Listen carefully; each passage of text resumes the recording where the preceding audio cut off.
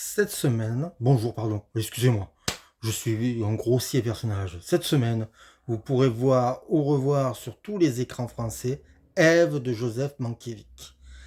Alors, Ève de Joseph Mankiewicz, qu'est-ce que ça raconte? Ça se passe à Broadway. Et c'est l'histoire de la rivalité de deux actrices, l'une jeune et l'autre vieillissante. Et ce face-à-face va provoquer des drames. Et tout ça va être arbitré et presque dans l'ombre manipulé par un critique. Euh, les deux actrices, c'est Bette Davis et Anne Baxter. Et le critique, c'est George Sanders. Alors, c'est réalisé par Joseph Mankiewicz. Mankiewicz, c'est pas n'importe qui. On lui doit plein de films incroyables comme Le Rapace, bien sûr Cléopâtre, Guépier pour trois abeilles, Chaîne conjugale, l'affaire Cicéron, Un Américain tranquille. Voilà, c'est un réalisateur lettré. En fait, Jean-Luc Godard, dans une critique, et je pense que c'était une critique à propos d'un Américain tranquille, disait que Mankiewicz faisait de la littérature au cinéma. Et que sa littérature, ce côté très écrit, rendait le cinéma, euh, ça devenait du cinéma à force de littéraire. Il faut dire que c'est des Mankiewicz, c'est des scénarios aux petits oignons. Il n'y a pas de déchets. C'est dialogué de main de maître. C'est toujours, ça joue toujours avec les formes, avec avec la narration. Euh, alors, je crois que le père de Mankiewicz, on a adapté un film, on a fait un film sur le père de Mankiewicz qui s'appelle Mank, qui est sur Netflix, réalisé par David Fincher, et qui raconte comment il a écrit le scénario de Citizen Kane. Et je pense que Mankiewicz avait beaucoup compris l'apport de la narration dans le cinéma. Et il a beaucoup, euh, comment dire, il a beaucoup été influencé par son propre père. Voilà, c'est ce que je voulais dire. Et donc, son cinéma, c'est un cinéma lettré, raffiné. Euh, on est toujours, voilà, dans quelque chose de simple, d'intelligent, mais qui, qui est compréhensible par tout le monde, hein. Il n'y a pas du tout un côté intellectuel, mais il y a un côté raffiné, élégant. Et c'est un réalisateur qui a donné de très très beaux rôles à des actrices. Et voilà, donc Mankiewicz, il a commencé comme producteur. Il a produit Fritz Lang chez la MGM. Et puis après, il a voulu faire ses propres films à la Fox. Alors au début, il a fait ce qu'on lui donnait. Et puis un jour, on lui demande de faire un petit film, Section conjugale. Alors dedans, il n'y a pas d'actrice, je crois qu'il y a Linda Darnell comme actrice connue. Il y a Kirk Douglas qui démarre juste. Et le film va être un triomphe. C'est un film qui ressemble beaucoup à Desperate Housewives en fait.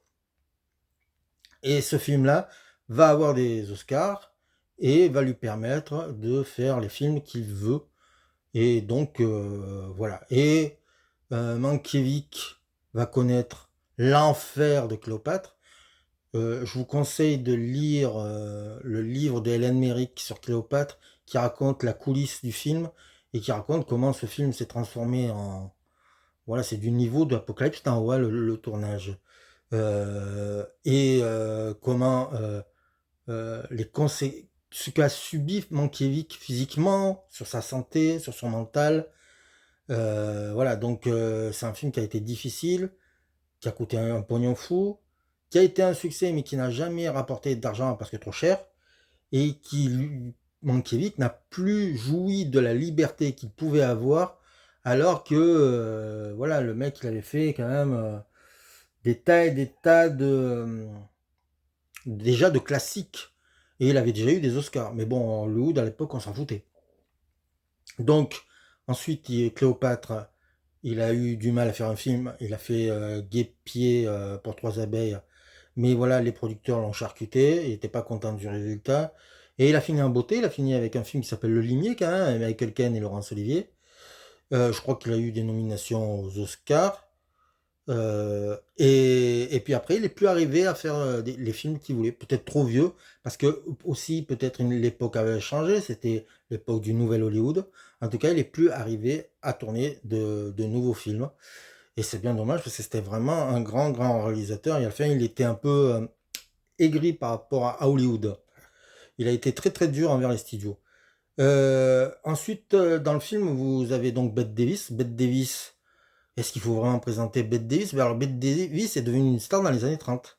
Alors, j'ai oublié de dire, Eve, c'est un film de 1950. Et donc, euh, Bette Davis, de suite, elle a un contrat vedette chez la Warner et MGM, et elle va faire son trou. Moi, j'avoue que j'en ai vu des films de Bette Davis jeune, mais voilà, je me rappelle de La Forêt pétrifiée, d'Archimayo, je me rappelle de quelques-uns, euh, mais voilà, elle a fait beaucoup, beaucoup de films, donc j'ai oublié un peu les titres, mais c'était souvent des grands films, et elle avait eu, voilà, avec Eve, elle va obtenir un Oscar. Je pense que c'est pas son premier. Et là, ce qui est intéressant, c'est que je crois que Mankiewicz a écrit le film pour Bette Davis. Elle était en carrière descendante. Elle n'était plus sous contrat chez la Warner. Elle a pu travailler chez la Fox, et elle commence à vieillir. Donc, il joue avec ça.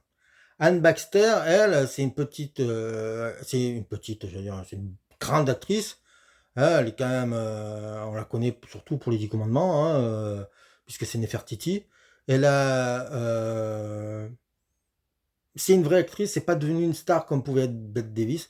Et je pense que Mankiewicz, qui était un fin, Mankiewicz, pas Mankiewicz, qui était un fin psychologue, avait ressenti ça. Et donc, dans le film, c'est raconté. C'est mis, euh, c'est mis en lumière, cette histoire. Et puis, il y a George Sanders. Alors, George Sanders, c'est un acteur anglais qui a tourné dans une pléthore de films, qui a fait, il a travaillé pour, alors souvent travaillé pour Mankiewicz, hein, parce que il est dans l'aventure de Madame Muir. Je me demande s'il est pas dans le Château du Dragon aussi. Enfin, bref, il a travaillé aussi avec Douglas Sirk plusieurs fois. Il a fait un biopic assez rigolo de Vidocq, ce qui s'appelle Scandale à Paris, qui est assez rigolo. Voilà, il a travaillé avec plein de grands, et il a fini sa carrière sous la férule de Jess Franco, ce qui est pas beau signe, mais bon, voilà. C'est amusant, c'est-à-dire que c'est un mec qui tournait, qui a quand même fait des chefs-d'œuvre immenses, hein. Voyage en Italie de Roberto Rossellini, quand même, c'est des films qui marquent. Ben voilà, le mec finit chez Franco, pourquoi pas. Et puis dans un petit rôle, mais un second rôle important, hein, parce qu'elle a quand même du dialogue, et elle est quand même bien présente, c'est Marilyn Monroe qui débute et qui a un vrai second rôle, et qui prouve déjà que c'est une grande actrice. Donc voilà, ce film a eu plein d'Oscars, plein de Golden Globe, je suis pas sûr, mais d'Oscars sûrs. Euh, En fait, le film sur les acteurs, sur le cinéma, sur le théâtre, c'est souvent comme j'ai lu dernièrement, c'est souvent un double tranchant. C'est-à-dire que soit le public l'accepte, même si on est critique, même si on est sévère, même si on est méchant, ça, on l'accepte beaucoup, mais ça dépend de la période. Quand Billy Wilder fait Sunset Boulevard, le film marche. Quand Mulholland Drive, on peut dire, voilà, ça marche. Par contre, quand Damien Chazelle fait Babylone, ça ne marche pas. Ça dépend de l'époque, ça dépend de comment on voit comment sont les spectateurs et les critiques du moment. Mais parfois, un film sur le cinéma est rejeté, parfois il est adulé. Et Ève fait partie des films qui ont été adulés de leur vivant et qui sont toujours considérés comme étant des grands films. Et franchement, ça mérite d'être vu.